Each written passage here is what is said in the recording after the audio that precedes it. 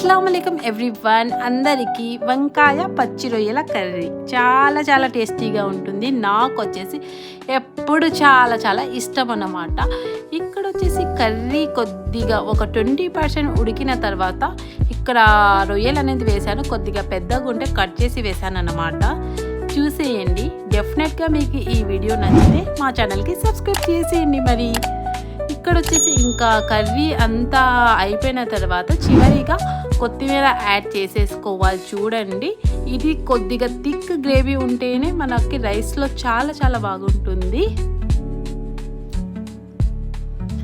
జొన్న రొట్టికైనా లేకపోతే వైట్ రైస్కైనా చాలా చాలా టేస్టీ కర్రీ అండి. ఒక్కసారి డెఫినెట్గా ట్రై చేయండి.